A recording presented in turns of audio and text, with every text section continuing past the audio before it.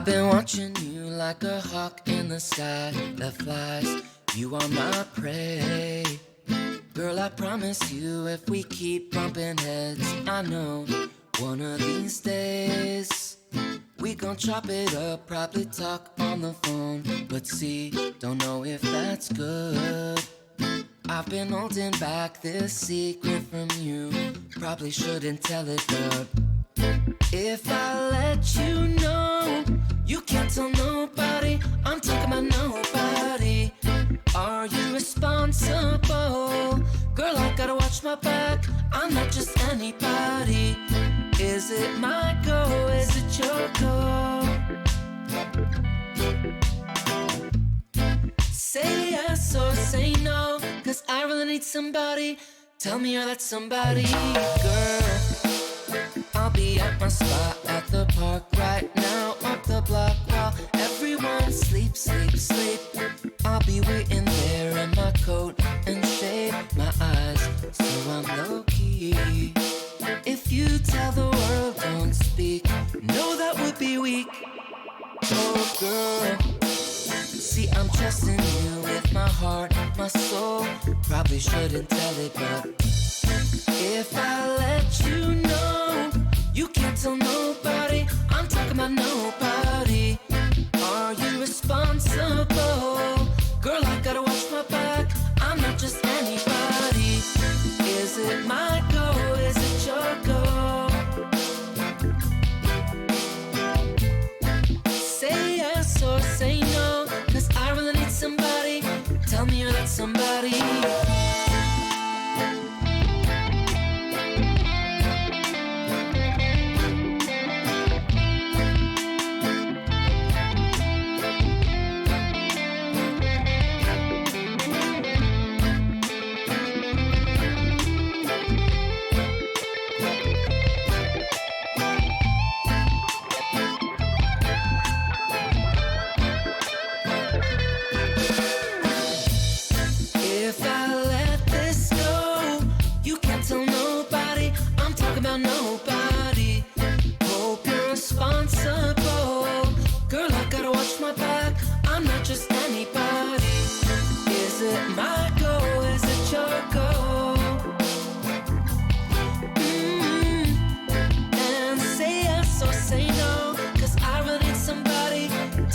Somebody,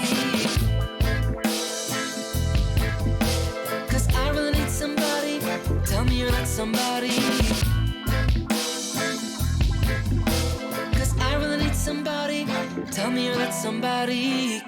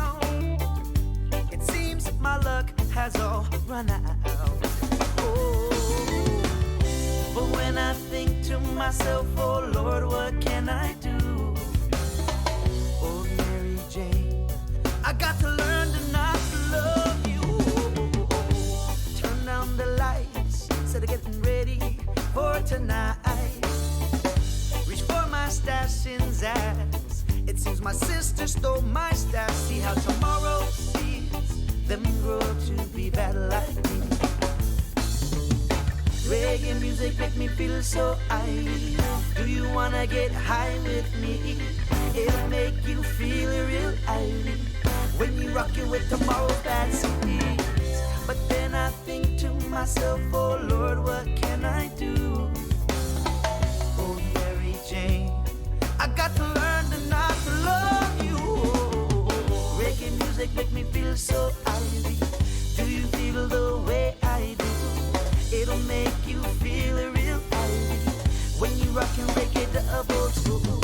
Oh, how the music make me feel so high. Do you wanna get high with me? It'll make you feel real high when you rock it with tomorrow's bad seeds.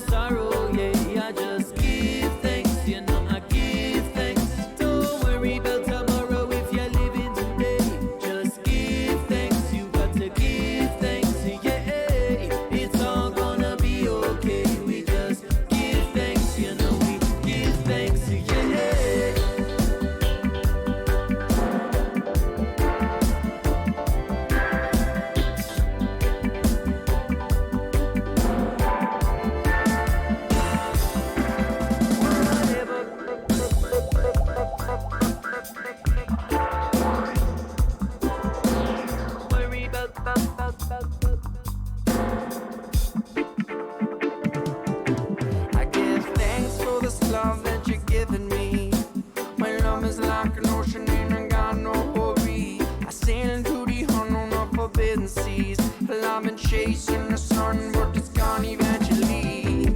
Waves get rough and I'm not giving up. This place it is forsaken, your memories are sacred. Life gets tough, never stop looking up. Yeah, thanks for this life, for my soul that does awake. For whatever gonna come my way, yes, I just give thanks, I just give thanks. All the struggles and the troubles and the sorrow, yeah, I just give thanks, you know, I give thanks. Don't worry about tomorrow if you're living today. Just give thanks, you got to give thanks, yeah. It's all gonna be okay. We just give thanks, you know, we give thanks, yeah.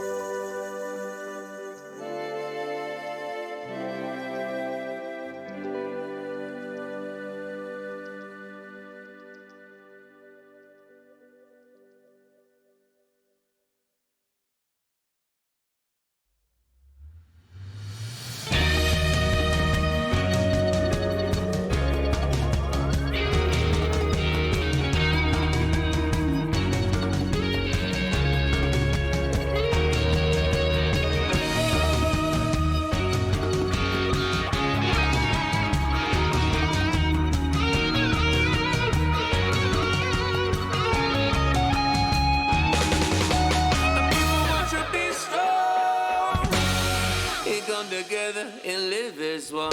You know what we're uniting forces. Yes, united, united. My people want to be strong and come together and live this one. You know what we're uniting forces. Yes, united, united. Finding all the answers, but some we can't believe. The hopelessness we feel today. Oh, love lost so easily. Friends, hearts are grieving. We come together and bow this prayer for this world to live is one.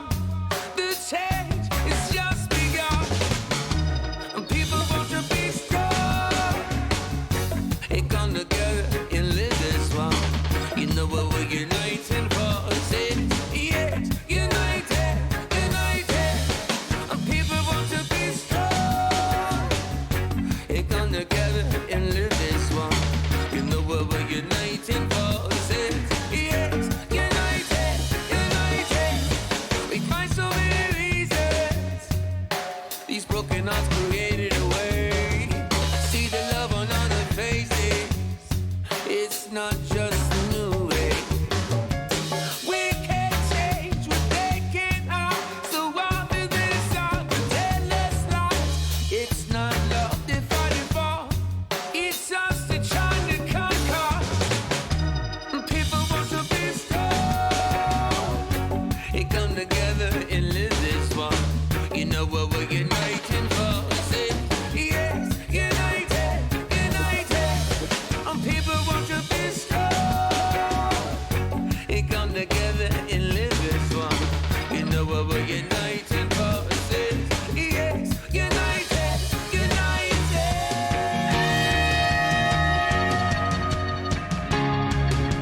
Oh, God, know what we're uniting for.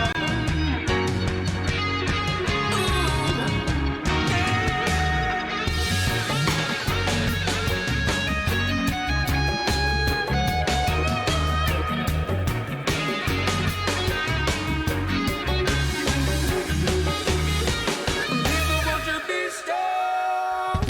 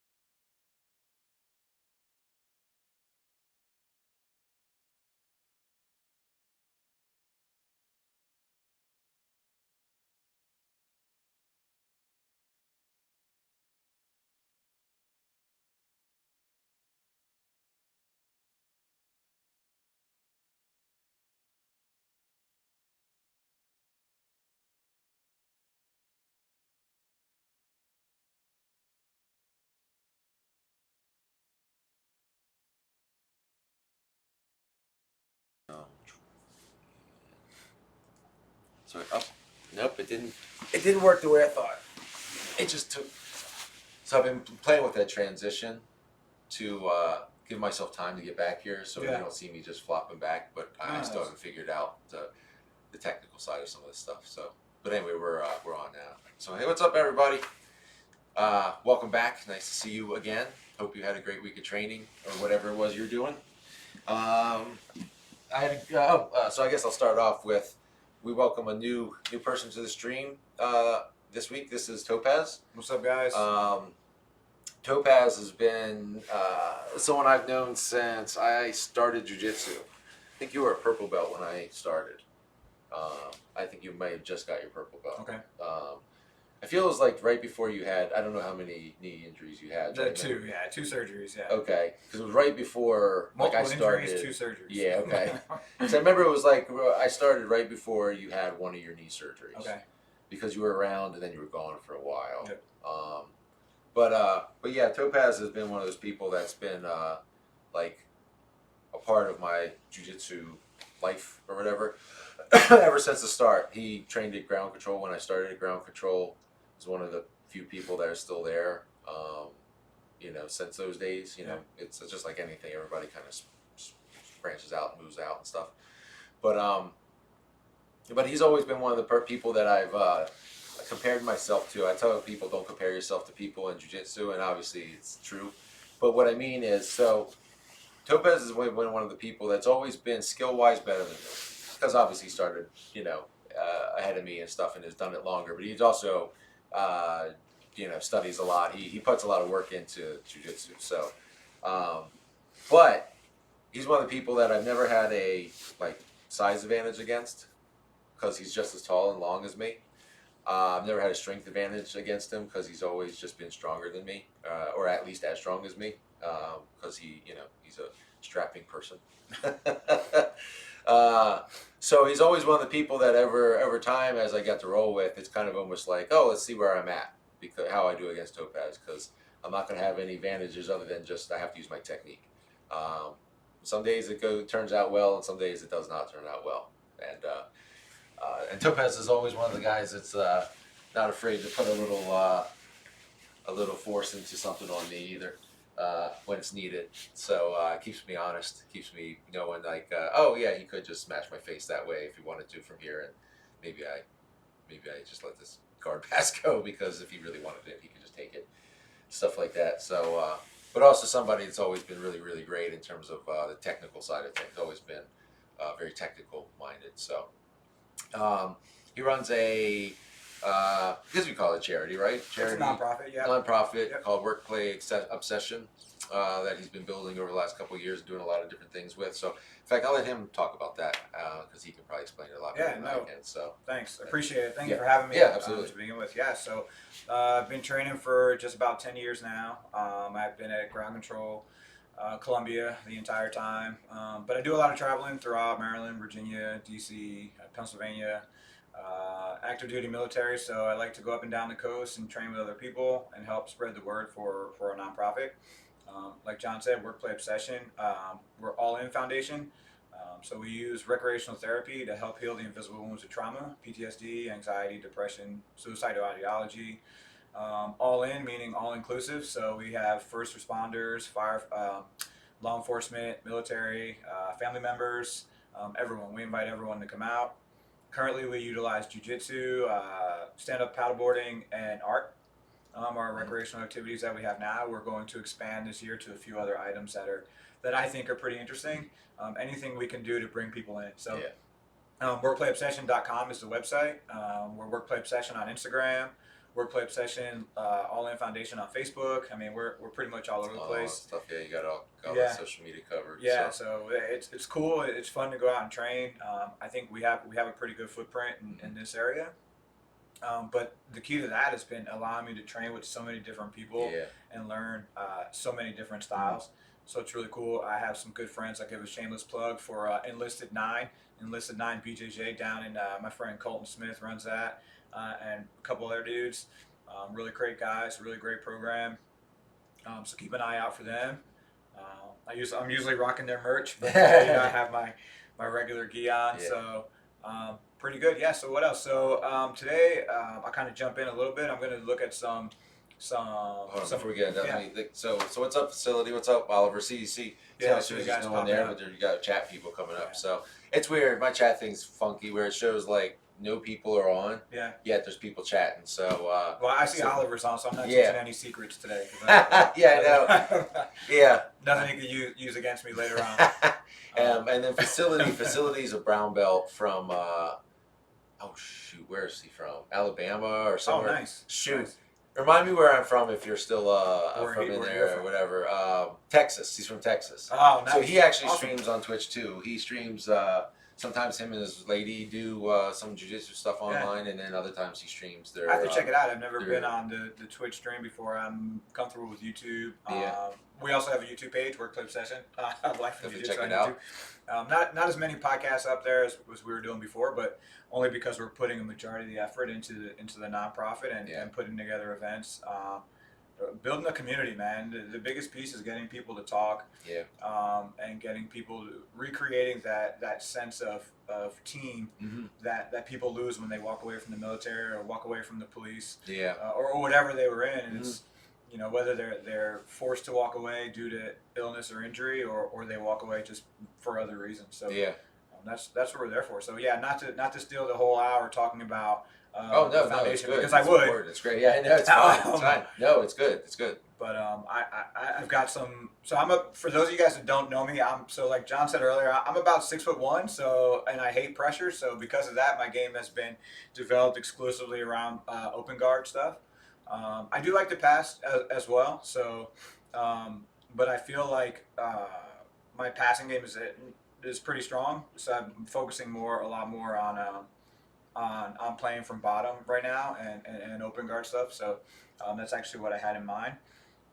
I also teach defensive tactics or combatives, however you want to frame it, for the military. So one thing I harp on with those guys once we get to a lot of movement is I like to preach tactics before techniques, right? So we learn techniques, we drill techniques, which is great, and that gets you have to have the techniques down to be able to execute them. But when we start operating at full speed or in whatever scenario we're in, I tell people, hey, tactics before techniques, right? It doesn't have to be 100% to be successful.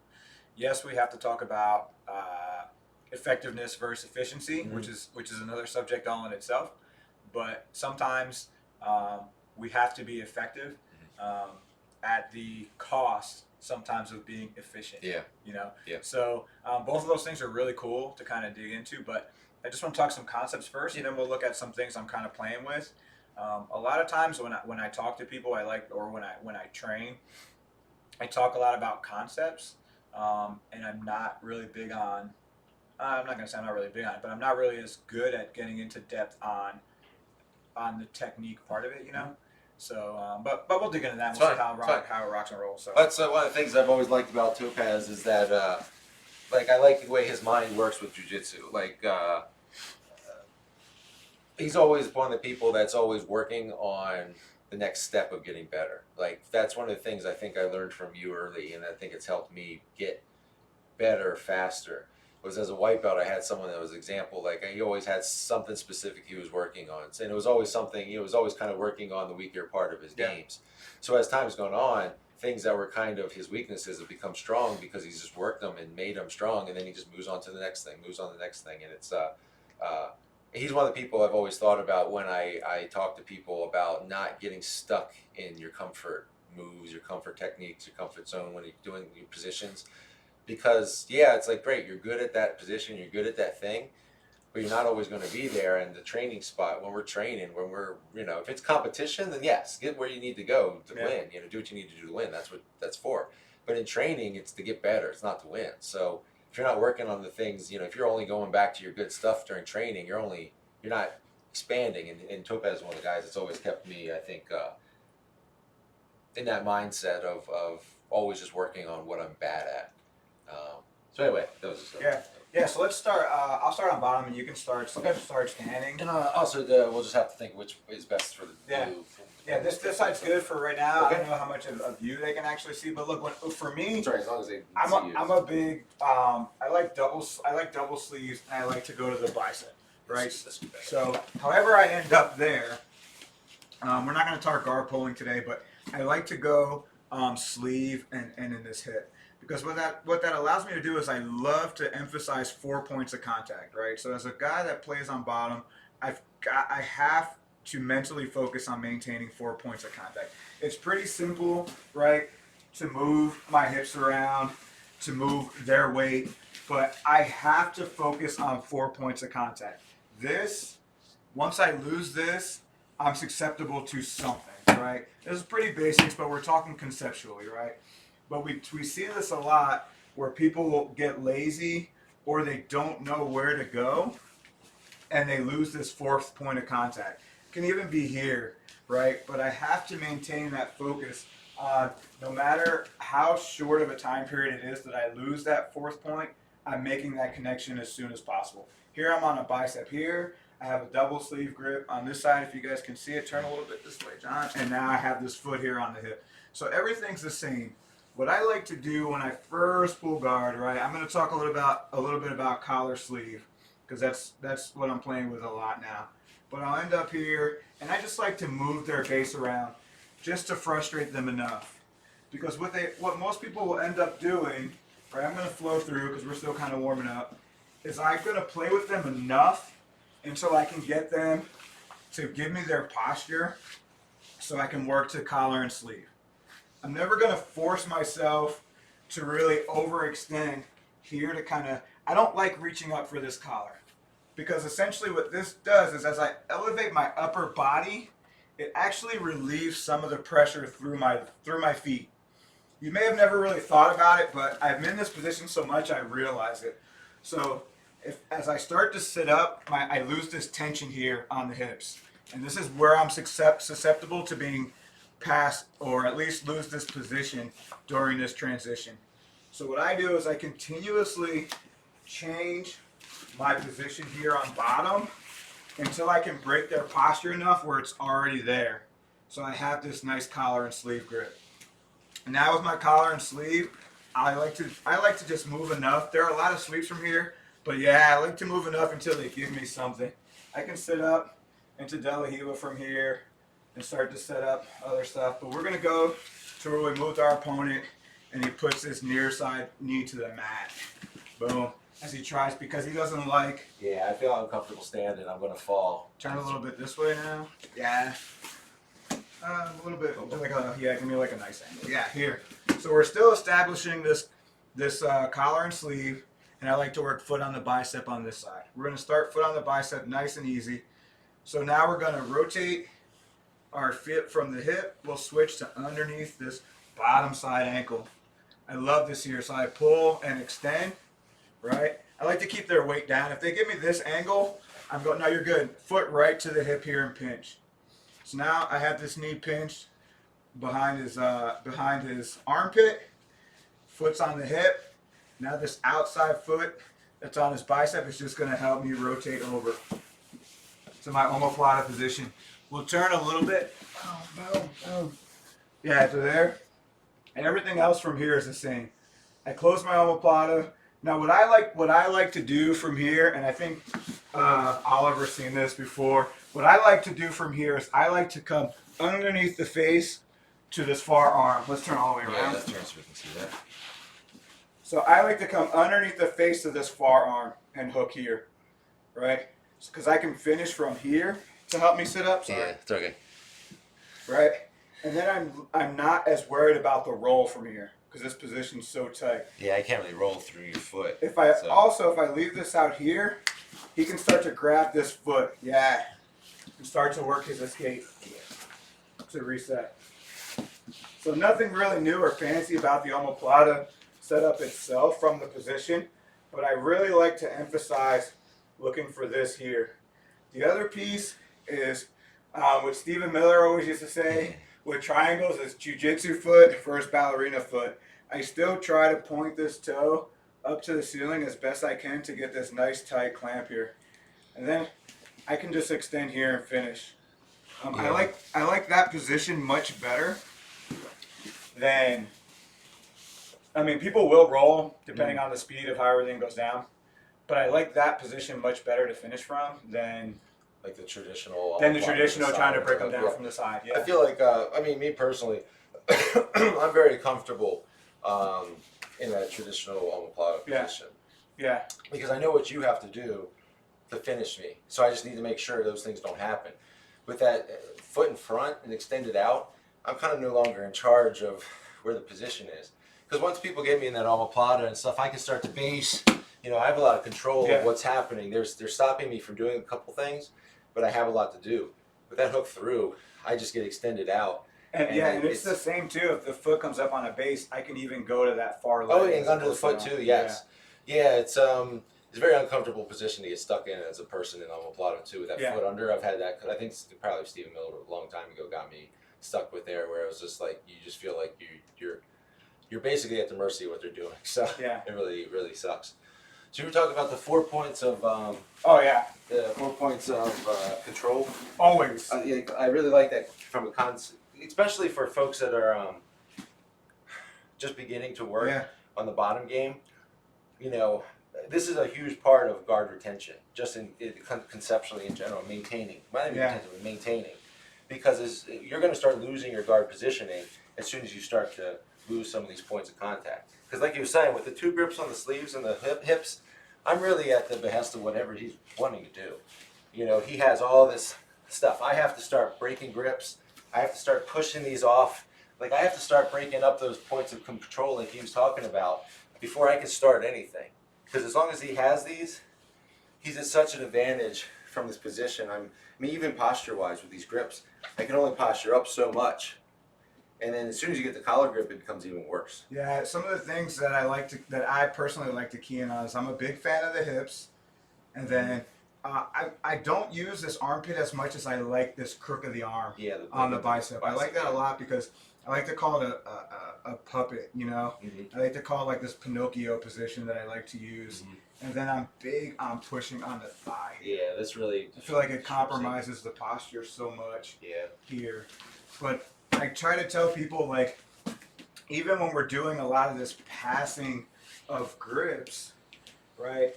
I still have 4 points of contact now. Yep. I still have my 4 points, and even till I go here, right? And now I'm still solid. Yep. Transition. In here. So I actually wanted to show something here because it's something that I'm playing with. I am also a huge people that have been training with me the last couple of months. I'm a huge Keenan Cornelius fan / Gannon Lang. Gannon's a friend of mine who trains down in DC. Just got his brown belt. Super awesome guy. He plays Anubis guard. So Anubis guard is kind of like a single leg worm kind of position is what it kind of looks like. So him and Keenan are like 2 of the guys I really look up to their game, especially being someone I'm tall. So I like it. But what I started doing is I started playing this false worm guard is what I started doing lately. Because what I found is that people start to get so out of sorts when you start playing with the lapel that they'll do things that they won't normally do if you don't have the lapel. So I have what I call a false worm guard that I like to play now. And I'm just going to show you guys one really simple sweep, and it's so simple that it's funny because people will give it to you because they're worried about the worm guard setup. So yeah, this is what I call a false worm guard, right? So we go here. Everything else is the same, right? I like to start, if the lapel's still in and we're in this position, I may push and set up and grab and then go back to my 4 points of contact.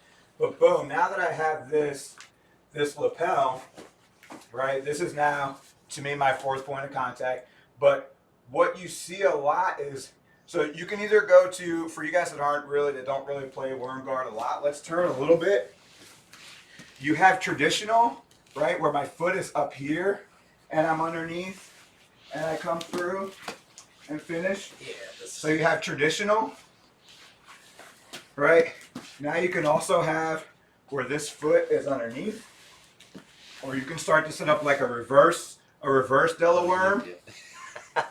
Then you also have one of my favorites right now. You have the single leg worm X or Anubis guard. Gannon calls it Anubis. I think Keenan calls it single leg worm X or something like that. But this position's so awesome. I absolutely love. This is my new thing. I don't like this. There's a lot of sweeps and back takes from here. I love this position, but we're not going to really play with this right now. I just want to, if you haven't seen some of this stuff, just to kind of get you thinking. But here's the key piece, right? When you start to play with this lapel, people they want to get rid of it because they know there's options. But what this does is I start to set up my worm here. Yes. Look at what he does with this arm. Turn this way now so people can see. Yeah, this is like natural. Look where that, yeah, he wants to get rid of the lapel. So where do we go from here? All we're doing is we're taking this hand as we sit up and we're taking this changing it here. And all we did is we went into a traditional De La Riva sweep from here. Yeah. We have the collar, we have the leg, we just push and pull and finish the sweep. But what people don't realize is they're putting the arm there. Yeah. So if I were to go to hit this in the traditional way, and we're sitting here and we're fighting and we're doing whatever, and I really want this arm. As I go for it, John's gonna just clear this arm because he knows we're trying to set up. Maybe I'm breaking the posture or whatever. He's not gonna let me have this. No. But they're so frustrated by this. Yeah, that's where the focus is. Yeah. I'm starting to pull this under, and that, yes, that's what they want to get rid of this. They want to get rid of this, and I just go here instead. And now I can let the lapel go and swap it right there, and I just finished. I've been hitting this sweep like, I mean, I like the other sweep a lot too. But still. But with the false worm setup, people are like, oh man, you got me there. Like, it's like, Yeah, they're just like, well, that's I feel my initial reaction anytime anybody plays that kind of guard on me is that, because what I don't want, go ahead and get back into that worm guard real quick. It's like he was talking, go for the traditional. This is true. So if he gets this traditional, now this here is what's kind of controlling my ability to get around, and this I can't go this way at all, which I might want to do because of this foot. So what I always end up doing is I get here and I break this down so I can get over top of it and then start to break the position down at least. The problem is, see, he's got a lot of options from there because he plays his game a lot, which is good. But that's almost my first reaction because I don't like that foot on the hip, or the foot past my hip still controls once you have that lat loop. So I like to shove that under so I can then compress and close the space and not give you as much space. So I'm almost always going to go there. So then just reaching up and grabbing it.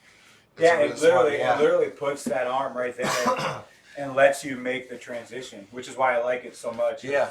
It's less work for me to do. So do you go by the similar thing? One of the things that Steven talked about very early, which I like conceptually the concept, and I think it goes with your 4-point principle, is like obviously you're limiting the time between, like when transitioning points, you're trying to limit your time where you don't have all four. You know, if you transition your leg, you're trying to keep it, out as little as possible and get back into a control position. But one of the things he talked about with grips, which I think probably, especially in this case, the hand gripping portion, but probably conceptually the feet too, was he always talked about replacing grips with grips. Yes, yeah. And I think it probably falls right into what you're talking about when, like, for example, I'm guessing, and correct me if I'm wrong, but let's say you had your typical thing. He's not going to usually let this go. If he wants to transition this to this, he's gonna keep it close and essentially see how he's essentially transitioning grips. He's never letting it. Yeah, see, he's replacing a grip with a grip before he goes to the next spot. And I think it's a concept that people, I think when they're shown early, it helps, because what happens is a lot of times if he wanted to transition, a grip from one sleeve to the other, and he has the opportunity just to bring them together, but instead he just lets go. He lets go because he wants to get this grip over here. All of a sudden, see, he gave me that time, and I'm waiting on that. As a top guy, I'm waiting for that. And that's, better people are going to take advantage. That's where we lose a position a lot, because we lose one grip or we don't transition a grip properly. JP kill me with this all the time. I don't transition a grip properly. My big thing for transitioning grips is I like to do, for lack of better terms, I create a distraction. Yeah. Right? So if I really want to go 2-on-1 on this, I'm going to use this. Yeah.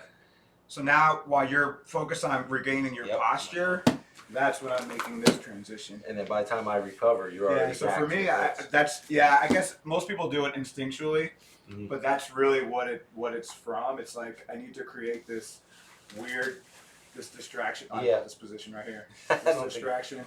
So that feels bad. so that I can make that transition. Absolutely. Yeah. That's one of those things that I think. Like you can show techniques all day, but to explain those type of little changes, or it's just a concept really. It's just trying to, and essentially in that case, like the replacing the grip with the grip is the distracting is the replacement. You're essentially that time you're going to have one of your points not in play. Yeah. They're focusing on something else that you've created and giving yourself that time. That's something that's you know, like I said, sometimes he's just kind of getting to the weeds on stuff a little bit, but that kind of goes into the concept I've been playing with a lot more, and just the push pull reaction, you know, action reaction stuff. It's the same thing. It's creating a distraction or creating a response that you want. With those 4 points, you have a lot of control over how, and it's something I've been playing with too, just in some of the sweeps and stuff I've been doing, where it's like I can't really get the sweep without creating a reaction from you, and it's how to set those up. Yeah, action reaction is huge. I talk to people a lot now. As the school where I'm at continues to grow, we have a large number of blue belts right now. So I'm really, when I do have the opportunity to teach, I'm harping on the fact that, hey guys, you have to shift your focus from one technique. You know, I like to look at it as like you're ramming your head against the wall. Yeah. You know, trying to get this one technique. It's like you have to start to chain techniques together and create this kind of flow, or create this kind of thing that you want this technique where you really want the next one. Yeah. Which really plays well with the false worm guard, where I really want you to think I'm setting up worm guard, but I just really want to distract you with something else. I think that's critical as people progress. At the same time, right? So you have the basics and the foundational stuff, and then you start to progress to, okay, how do I chain these techniques together to like stay a step ahead? So all that stuff's really good, man. And, well, that's kind of going back to what I was saying earlier. I feel pretty lucky that early, like I've gone and trained at places out when I've trained and traveled and trained, that, you know, the instructor comes in, they do warm-ups, they show technique, and the technique, they're just showing a technique. They're not showing really many details of the technique, and they're not talking about like why, what are you doing here? Why are you here? Whatever. And I was just like, I'm so lucky I didn't end up at a place like that when I started. Yeah. Because we had guys like you and Steven and then these type of folks that were focused on all these concepts that are kind of the in between the technique stuff. And I feel like just one of the things that's helped me progress faster and faster was that I started with that kind of stuff. So just a note to y'all, just try to remember that kind of stuff, you know. I mean, and I talk about this a lot on the stream, where I talk about, I'm going to show some techniques today, but I'm going to talk about, you know, it takes me 20 minutes to show a technique or two, but I spend the rest of the time talking about the concept behind it, why we're doing it this way, what I'm thinking about, because I feel like it's almost like if you understand that, the techniques are easier because you know where you're going with something. Like if you don't know where you're going with a technique, you just know the technique, you're kind of doing something blind. Yeah, I mean, I tell people a lot of times where you will execute techniques that you've never really learned, but you're really executing a concept, right? Yes. A really basic one in jiu-jitsu is the table concept, right? Where if I have, you know, this far side of the table controlled, all I have to do is remove or elevate that other leg of the table, depending on which way I want to take them, and they're going to go over. So I don't have to have a technique per se, but I can execute. This is really simply played out with. So I'm going to tell you right now, if any of you have ever rolled with me, I've done this like a gazillion billion times, right? Where you want me? And you can stay standing, that's fine. But we're going to go back to the same position, right? And we're talking about this basic concept of I have this lever here, right, which I'm going to use to extend, and all I want to do is take this out on this side. Like that's the basics of the basic principle of it's so simple it sounds stupid that I'm using time to talk about it, but I do this all the time, you know, and I'll start to switch just to create enough frustration where we get this leg down. If you kneel, you can kneel or whatever. And this pressure, and people get so frustrated that you just extend and take this leg out. Whether you sweep it scissor sweep style, or if I move out and I extend and I kickstand, push it out, people get so frustrated that they get swept by that. But it's like, if you're the guy on top, you have to understand conceptually what's going on. Right? Yep. And it's like, hey, I may not know a technique necessarily to pass from here, but I at least understand the fundamentals of how I can establish my base. Exactly. And where my base needs to be. Yeah. So that's like what you were saying. It's like, hey, once you understand the fundamentals, you may not have this repertoire of 1,000 techniques, but the principles are sound. So it makes you that much more effective. Well, at what you're trying that's to do. that's where I think I mean when I say that the techniques will be easier, because once you understand the concept, if you understood that concept, most of the sweeps you see or are taught from the bottom from there are kind of just different versions of that concept. You know, it's all kind of built into that. So when you go, oh, I see, I understand, essentially taking out the base over here and doing it, however it's being done, whether it's from a lasso type guard or a half guard or whatever, it's all conceptually the same things most of the time. And that's where I see the people that are taught that early excel quicker than the people that are just taught, here's a technique, you know, here's a knee cut. Why am I blocking the knee? Well, you just block the knee. You know, it's if I understand why I'm blocking the knee, now I understand why I can't ever give underhooks up on that side. I understand why every time I try to pass, I'm getting swept because I'm always giving up these underhooks. You know, it's like that kind of stuff is what, to me, and it's what I strive for as like a teacher, is to kind of get that stuff to them early.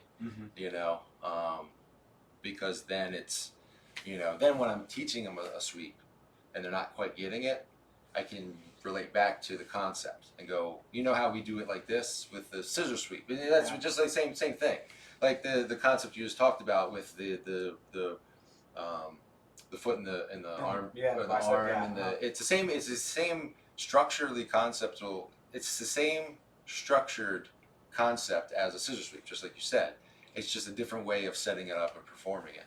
And so those are the type of things that I think people miss when they're I don't want to say bad instructors. I don't want to like down. No, I mean people get really focused on techniques. Yes, they really get focused on techniques, and concepts that people are sometimes boring, or concepts are sometimes difficult to explain. Right? They talk about tacit knowledge, right? And they're like, okay, well, how do you transfer tacit knowledge to somebody? It's like, it's kind of hard. It's something that you've honed over time, over years, over hours of doing something. But John and I talked about it earlier before when I first showed up.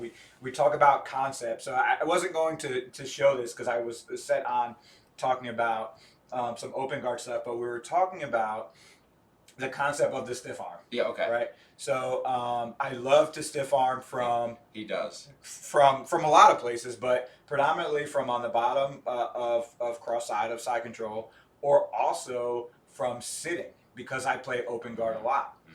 So with this concept, we'll start here from sitting from open guard, or wherever I'm at, right? I get into these exchanges where this guy will start to pass somehow, some way. Yeah, John's being nice, he's passing this side. No, you're good. So look, because the concept's the same. My concept here is I've got the stiff arm. I don't know if you guys can see it there. Yeah, that's why. But that's I still why I have this side. See, let's go back real quick though before we go there. Let me emphasize this as well. I know you can stay there. That's good. You have options, you know, for pistol. Some people like pistol. Some people just like completely shitty grips. So, but look, I am a huge fan of rolling my top side, my knuckles into the bone. And everyone who's rolled with me, they know I love doing this. I do it from here. I do it on the pants. But the difference is if I just grab this grip and he moves his arm around, I have no control. Right? Same thing with the pistol grip. I have no control. But what I really appreciate doing is when I put these knuckles into the bone, we have this connection that's going to follow. And it's very hard for me. What I want to do usually is try to roll and get some kind of regrip so I can at least control the grip now. And this makes it very difficult for me to get that. So I love having this knuckle to bone connection. I know I'm going on a bit of a tangent, but it'll go to the next piece. We even do it when you're down. Turn this way a little bit. I'm a huge fan of this, attacking this De La Riva leg, my knuckle straight into the bone, because now I'm not using any strength here. I'm just transferring my weight through my skeleton, through my bone structure, right to his bone structure. So I'm using no strength. I'm just letting gravity control my body, and then it's also painful because he's got that little noogie rub in there onto the bone. It's like a Charlie horse. Even worse if I can get this down to the mat, because now I've got that pressure in there. Ground. But it's the same here. I love I wouldn't grip pistol here. I wouldn't grip even here. Some people grip like this. Yeah, that's. I make a concentrated effort to go here. Yeah. Right, but that's a little tangent, but just a little nugget that I love. I'm here, even when I control this arm up top. I'm here. Yeah, it just controls the. It makes it such a stronger grip on the sleeve. Conceptually, you're just stronger, but it's really anatomical, I guess, if you want to go there. But anyway, not to go on a tangent, but I was already there, so that's why I kind of hit it. So John starts to do whatever and pass. Boom. I have this stiff arm here, right? Despite the fact I'm flat on my lat, which is a no-no number one, but I have this, so I'm not going to freak out just yet. I don't have to because I have this control. My arm, I'm not using strength. I just have my arm extended. Once again, my knuckles are into the bone here. I have my nice tight grip. I do this reverse kind of, I call it reverse rainbow because it's double R's. So I call it that because it's fun, reverse rainbow. But it's almost like, in a reverse oblique crunch, right? So as I stretch myself out, now I can come up to this elbow. Everything's the same. The key thing here is being comfortable shrimping here. I'm just keeping this arm extended. I can't emphasize enough the importance of raising our hips when we shrimp. People will shrimp when they warm up and their hips won't even leave the mat. You have to raise your hips up and execute this shrimp here. Look, I still haven't changed this grip. I still haven't tried to pull him towards me or move him at all. This is still fully extended. If I don't have the flexibility within my hips and within my knees to recover from here, I can always shrimp again. Ideally, I'm coming out. Options from here. Look, my options are I can feed him back in as I transition to a triangle or an omoplata from here. Yep. Or if my game is not at that level yet or I'm not comfortable, I just transition back into close guard from here. I still haven't relinquished this grip. And keep it the entire time. And then now I can go right back to where I want to be, open guard, and I still have that grip. Now, one of the things, let's go back to just that point where I'm passing real quick. Yeah. Because if you haven't gone against somebody that does this really well before, you might think at this point here, I mean, yeah, he has this stiff arm here, but I'm almost past already. I've got the weight and everything. That's true, but here's the problem. With this arm here and this positioning, and I've used this to success against people too because of you, stealing your shit. Mine, but I have to turn back and I want to close the distance towards his head. The problem is, even if I'm driving in and turning, I can't come in because he's not fighting with muscle or anything. It doesn't matter that I have all this body weight because I'm stuck out like this. Like I have to do something crazy. Like go all the way out here and do something. Like I have to get to get that space that he's creating that I can't close. To get it gone, I have to do stuff that's going to be silly. I'm not going to do. So guys, when you're go back here. No, you're good. Yeah. So when you're like up by 2 in the gold medal round at your tournament, and the guy thinks he's passing you, you can sit here like this. Yep. And be like. Wave to the fans, like, watch the clock run out. Because this is incredibly hard because as soon as I start to create space to change that angle, I give him the angle that in the space he needs to just regard.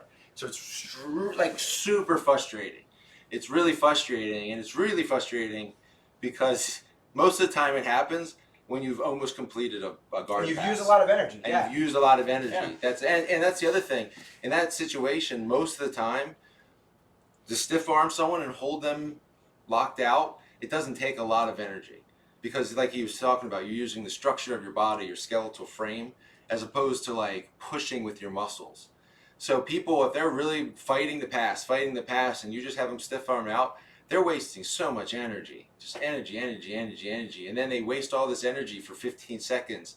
And then they're still in the same spot. Or what probably happens, I'm sure you have this happen a lot against people, is they'll give you better positions. They create space. They create stuff because they get frustrated with the position. Mm-hmm. I think one of the things that's helped me against this is because I understand I just have to be patient and change the angle in a way where I don't create space. And it's not always easy, especially against people like Topaz who do it well, it becomes nearly impossible to do that. So, I wish I had like a good tip for getting past that or something. That's another day. But so we have about 15 minutes left. Does anyone have any questions? You feel free to chat in there if you have any questions about any of this stuff. Obviously, that's why we're here. It's live, so we can chat. Again, it still says 0 people are watching, but we know that you're out there.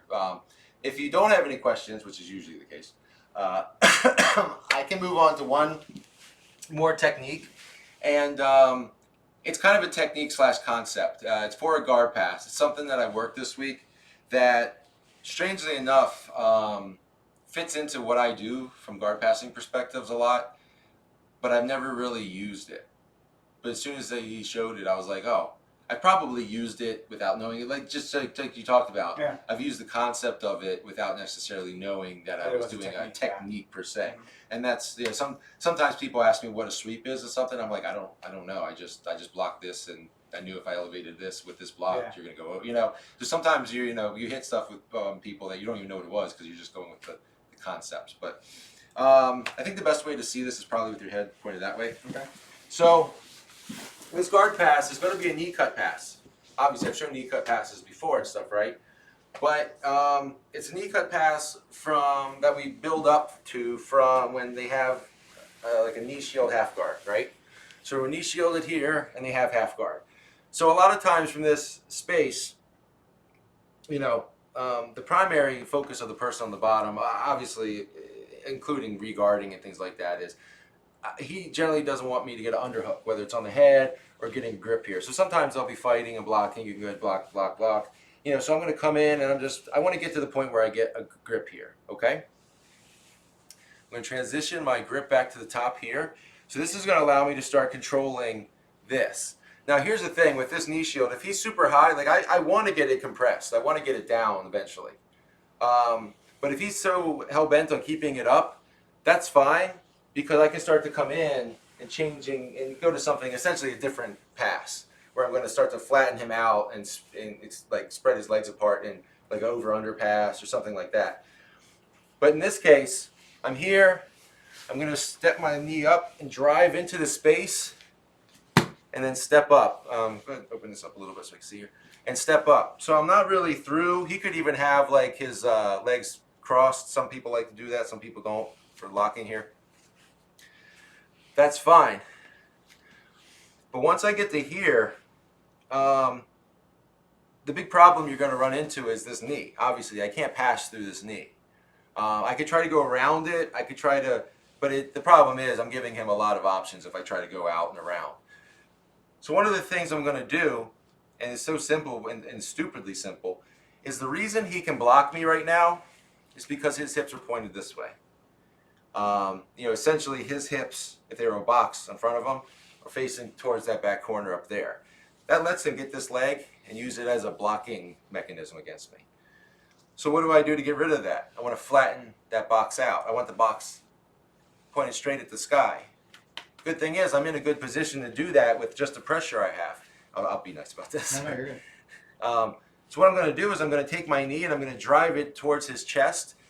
And this way, I can use this to help me a little bit too. But what's going to happen is as I drive in and flatten him out, my back leg's floating and I'm putting this pressure on him. I can then drive this past and cut under here. And then come down right through our knee cut. And the thing that allowed that to happen was simply, like I said, it's stupidly simple. All it was is just flattening. What I want to do, if I can do it from this position, if he's weak enough in his legs, which most people are not going to be, for me to just push this down and then come under his arm here, then great, I'll just take that. But no one's going to do that. I'm not going to get that against Topaz. Topaz is going to have this locked in. I'm going to be getting pushed. This is going to be a pain in the ass position for me with him with this. But as soon as I flatten him out, now he doesn't have this in front to use against my body anymore. So I drive it past my hip line enough that I can get down, under, and then cut my knee back down. I want to drive my head to the side. If he's going to push on me, a lot of times people will push. It's fine, grab a tricep. Now we're basically into a basic knee cut at this point. Pull this up, boom, through. Take our side control. It's funny because the concept is simple. Just boxing out there or flattening their hip out. But I don't know if I've ever, like I've used techniques that flatten hips out to move legs out of the way before, but I don't know if I've ever used that. I always, from that position, and this just kind of flows into the way I kind of attack a lot of things.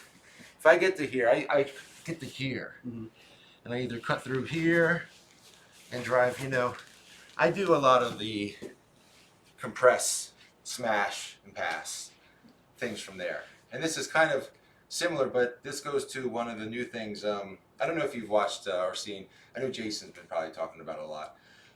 Rafael Lovato's new kind of stuff, his pressure passing stuff. This rides right into that because his like base position is basically with a position where he's riding that knee on your stomach and using that because basically you're going to give him options because you're not going to sit there with the knee on your stomach most of the time. No, that's good. That's a good point. Yeah. So it's funny because we weren't really going to talk about this, but he actually led us right into this. Just from going back to concepts again, right? So I want to show you guys you can go back to the same angle we were in. So this head-on angle. Yeah.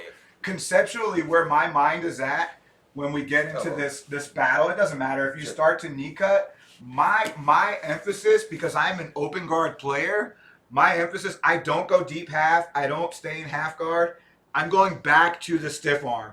I'm going right back to the stiff arm. Near side collar, thumb down.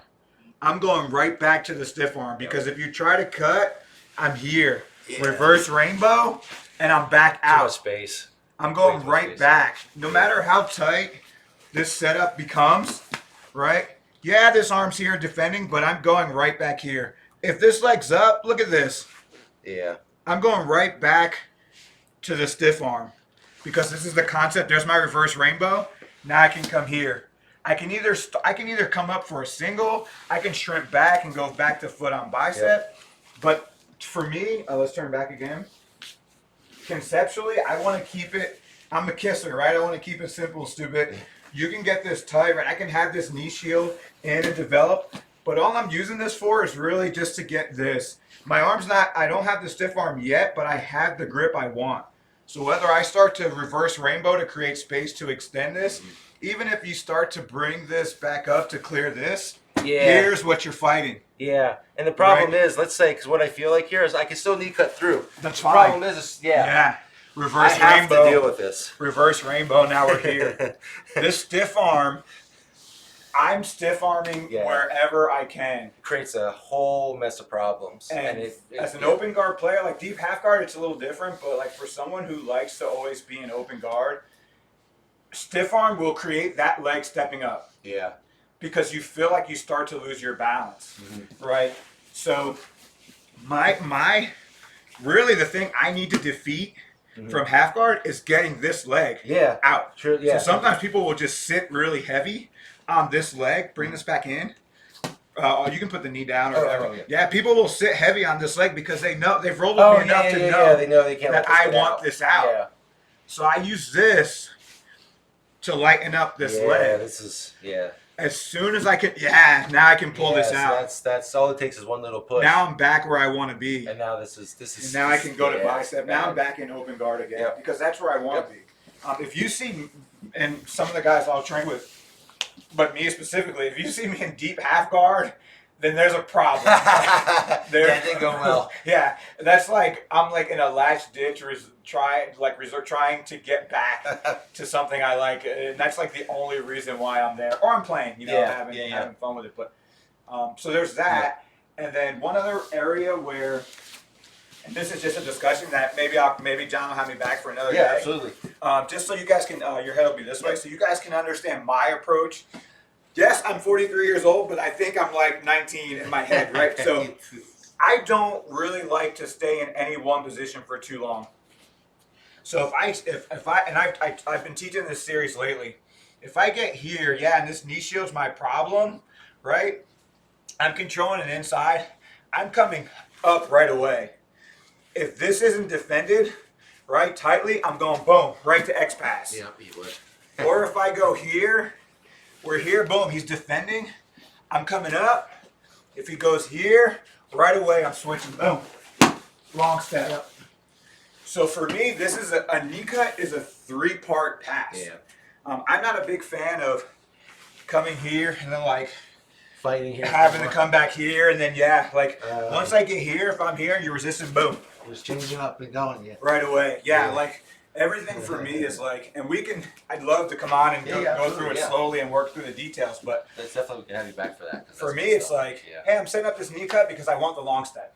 So I'm starting a knee cut because I want you to grab my ankle so I can like. That's how my mind works. Yeah, and that's why whenever I roll with Topaz, it's Reverse rainbow. Yeah, write it down. Mark it in your notebook. when I roll with Topaz, and I know he annoys the shit out of him to no end. If I can get him in like 50-50 or something, Honestly, I just slow my mind down. I'm happy Yeah. because I'm like, now he can't do all that. Now he has to play at my speed, and the problem is usually he's still better than me at my speed. But I will give something because I don't like. yes, I don't like yes. Yeah, no, we've had a lot of 50-50 battles over the years where he's just given a position to get the hell out of there because he's like, I'm not sitting here for 4 minutes. Yeah, and I understand it completely. Like I'll roll with a lot of, especially military guys, right? When you first learn Modern Army Combatives program, they teach like a version of the double unders. Mm. So everyone does that, but they'll just completely stall. Yeah. You know, because all they want is to try to and they get really good at it. But you're like, okay, I have to give them something to make them move. Yes. So you give them something that's starting to let them get into their number one 100% pass of double under. So it's kind of fun, you know, because they're good at it. But it's like, okay, I know what you're waiting for. I'm going to give you this so we can roll. But Yeah, I know. So, see, that's the thing is, I rarely get a chance to use some of my leg containment stuff against really good people. So that's why I tried. Well, I try to do it because, like I said, if I play that open guard game stuff, it's not. I'm going to be playing side control escape soon after, so I don't like that. But also the thing is, a lot of times, you know, that's where I can really. Guys like him, JP too, say these guys are hard to keep down for even those positions like a 50-50 or whatever. They don't get stuck in them for really long in reality because they kind of understand conceptually how to work it and get out of it and stuff. So that's why I like to work it against them because then I know if it's working, then it's working, you know. But I think that's it. I think that's we're about at an hour. I think that's probably a good time. There's a lot of good information in there. A lot of good information in terms of concepts, which is exactly. If I could only teach concepts, if I had to choose between techniques and concepts, it's going to be concepts all day. That's all I'm going to teach because you can build. What's up, Milko B? You know, you can build techniques out of concepts. You can't really build. I mean, I guess you could reverse engineer techniques into concepts. Yeah, I mean, you could always say here's a technique and this is why it works. Here's the concept, and sometimes you need that for some people. Conceptually, for their mind to kind of grasp the concept you're trying to relay. Mm-hmm. They're like, okay, here's this technique, and this is why it works, and here's the concept, and here's how you can use it from some different scenarios. So I get frustrated because sometimes I'll be like, okay, I'm going to teach a class, and then I'm like, this is the same as the shit we were doing 2 weeks ago. But it's not the same technique, but the concept to me is like, it's the same thing. Yeah, exactly. This is a different grip setup. It's like we're doing the same thing, but a different grip setup. This isn't, and that's where that makes sense. And look, I at brown belt level and stuff in that time, you're gonna have classes where you're like, I know a lot of this. This is fun, like, you know, and it's fun. I mean, I love it, but and that's the thing. You kind of go back to one of the things that I try to focus on as a teacher is to try to find ways to convey that. And a lot of times, like the table concepts, like analogies for stuff, is really, I think, what I found is the best way. Like with the hips, for example, I always tell people, and it's funny and it's a joke, and you can use this if you want. I don't trademark this one, but you remember the student they had a SNL skit, the Dick in the Box skit? Yeah. I tell people, think about that. Okay, that's your hips, that box. Okay, if the box is pointed this way, you can use your legs this way. If it's pointed up, your legs are going to be useless. No, that's a great point. People go, oh, okay, I think I understand that now because all they can think of is they've seen the Dick in the Box guys, so they can understand it. And it's just something simple. Exactly, something simple like that can then go, oh, okay, I get that now. You know, and it's that's been the thing for me over the years is trying to find those things that will click with people. Something that everybody's seen that, so they understand. You know, so. Thank you for coming on. No, thanks for Thank having you me. I so really much. appreciate it. Thank you. As you guys can tell, he's like you know why I think highly of him and stuff. A lot of great jiu-jitsu information in there. Just super great at jiu-jitsu person. So definitely check out Workplay Obsession. Yeah, thanks. Yeah, for sure. They do a lot of different things, like you saying, events and stuff. The event we had last week was really fun. Yeah, it was cool. It was great. It was like an open mat type thing with art. People doing art stuff, and the kids had a great time, and it was fun. It was a And real the food good was time, awesome. and the food was awesome. Yeah, it was a really good time. So if you ever definitely follow him on Instagram, Workplay Obsession. Yeah. Follow him on all this stuff. If you ever have a chance to go to one of the events he goes, please do, because they're great. Yeah. If you go to workplayobsession.com to the website, there's obviously we all love pop-ups, so there's a pop-up to subscribe to the newsletter. So if you do that, we don't blast out a bunch of newsletters. We do them about once a quarter. Yeah, you don't. It's about once a quarter or after an event. Yeah. We'll do like a recap of the event, but we're trying to get around nationally to get in touch with more people to help eliminate the stigma of mental illness, man, and help so that people don't suffer in silence. I mean, that's what we're all about. But the idea of bringing people together, creating a community, and having a great time. Yeah. Of course, that includes all the good stuff: food, Oh, wine, yeah. beer, and all that stuff that we like to do. Yeah. So. It's like coming together for good causes, serious causes, but having fun with absolutely. doing and everything. And it's one of the things that the website. there you go, awesome. One of the things that I enjoy and love about jiu-jitsu the most, and I know it's the main vehicle you're using for it. Yeah. You use other things as well, Yep. and there's other things, but is how helpful it is for community. Yeah. And just like you said, teams people come back, and I was in the military too, and I didn't go through hardship time. Yeah. I mean, I was deployed for a bunch of months and stuff in the Middle East and everything, but it was like dealing with, it was hot and sandy, It wasn't like, no one was shooting at us, but even then, it's like you get with a group of people in tough situations, hard times, things like that, and you build that bond. Yeah. And then you get out, and there's not a lot in our society these days that are built for that. There's a lot of online stuff that can bring people together, but it's different. It's not the same thing. Yeah. I feel, and jiu-jitsu is one of those things that I that's definitely a shared sense of suffering in jiu-jitsu. Yes, yeah. I mean, you Very really much do. so. You really do, and you become. I mean, the closest people I'm with in life these days are all jiu-jitsu people. I mean, I met my wife through jiu-jitsu and stuff. So I mean, and obviously I'm one of those crazy, jiu-jitsu nut folks, but I just see so much positivity it can bring to people's lives that's why I want to open the place and do all this stuff. I And think that's it's great, man. why I love what you're doing, because it's super important. I think it's a really a way to get really, really, really tangible results out of that, where people are really getting helped. I really want to thank you for having me on. Thank you for allowing me to share your platform. Mm-hmm. Thank you to everyone who tuned in today. Really awesome. I hope there's something that you guys can use. Or shit, if you want to go out and say this guy doesn't know what the hell he's talking about, that's still feedback. Feedback's good. Great. Yeah. Yeah. And we'll definitely have you back on. He has so much good information to share and stuff that he can teach and help with. We're definitely going to have him back again. So you guys, if you reach out at all, let me know where you're training at, man. Mm-hmm. That way, if I'm in the area, I love to stop through. Yep. I travel so much now. I still travel a lot with the military, so when I'm out and about, I love to pop in and train. So let me know. Be awesome. All right. Well, thanks, guys. Thanks, everybody. Have a great week. We should be back next week. I don't think there's anything. The Super Bowl's next week, but who cares about that? The Ravens aren't playing, so no one cares about it anyway. But we'll be back. We'll be back at 11 again next Sunday. Yes.